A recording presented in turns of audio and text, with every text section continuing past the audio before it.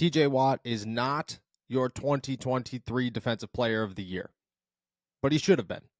And my problem is not with Myles Garrett. It is not with the Cleveland Browns. It is not with pass rush win rate. It is with the fact that the NFL knew what was coming, and I would just very much so like for it to go back to normal moving forward.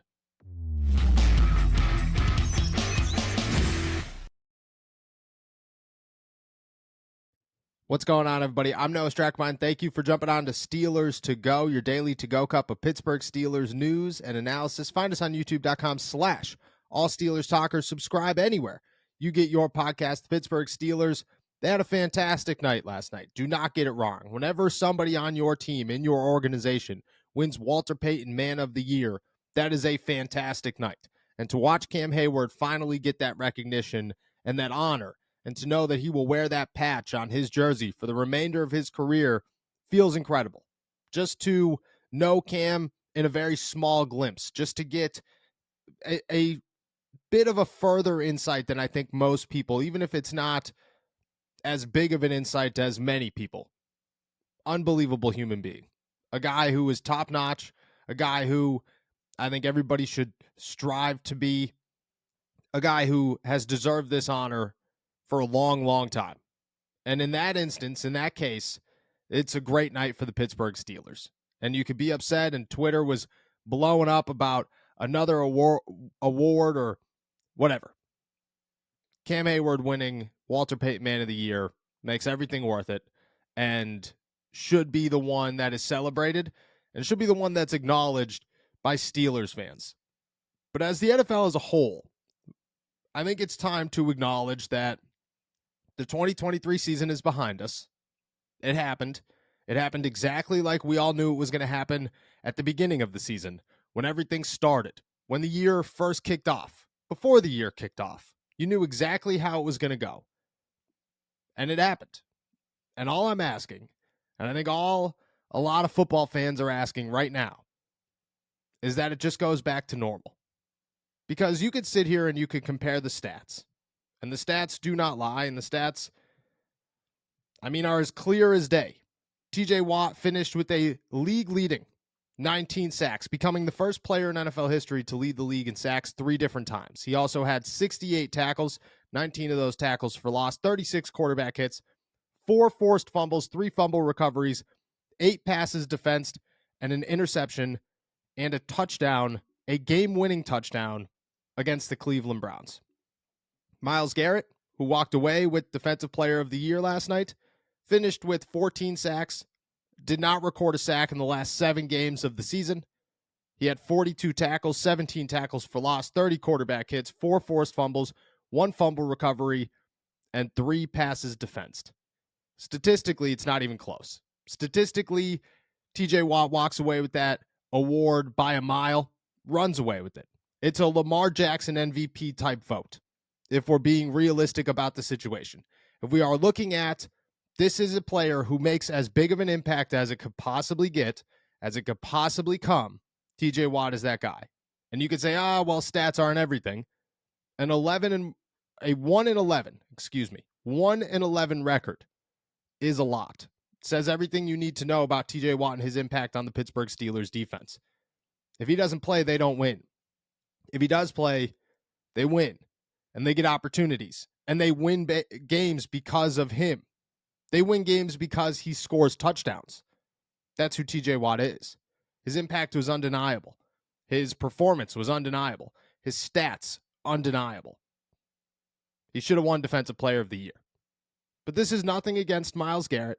This is nothing against Myles Garrett won in almost sacks. Because I think analytics does play a part, and I think that, we are an evolving world and an evolving sport and an evolving league, and you have to bring analytics into it to some degree. But at the same time, they shouldn't decide everything, and they did decide everything. But my issue goes much further behind that, much further past that. It goes to the fact that the NFL wanted Myles Garrett to win, and that you knew Myles Garrett was going to win long before the season started. that this was either going to be a Myles Garrett or a Micah Parsons season as Defensive Player of the Year. Why? Because both of those guys are phenomenal defensive players, and the world just couldn't stand to sit around anymore and not hand them an award. You knew it right from the beginning. And after he won, it was finally, long time coming. Myles Garrett finally walks away with one.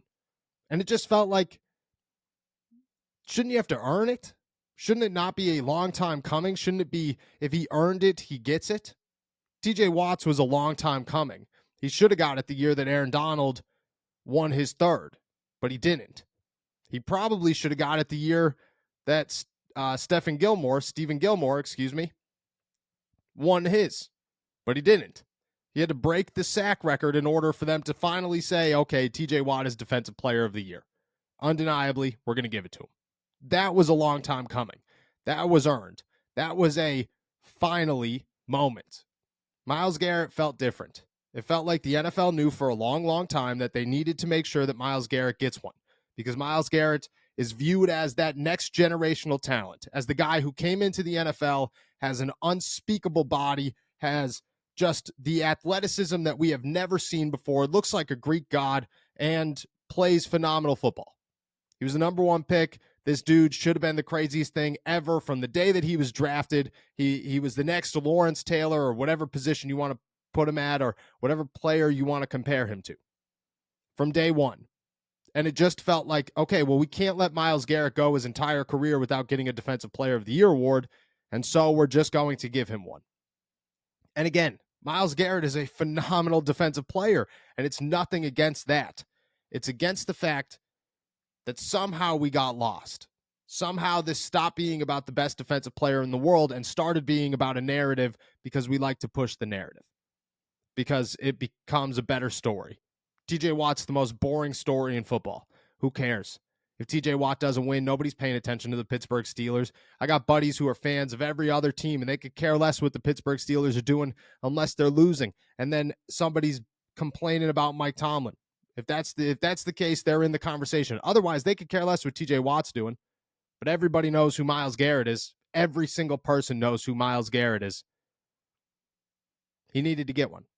So moving forward, all I hope and all I ask is that it goes back to normal, that this award now becomes the best defensive player once again, and you allow guys to become J.J. Watt and Aaron Donald. You allow those guys who are truly dominant in the NFL, who are truly one of the best generational talents of their generation, to be honored the way that they should, because that's who TJ Watt is.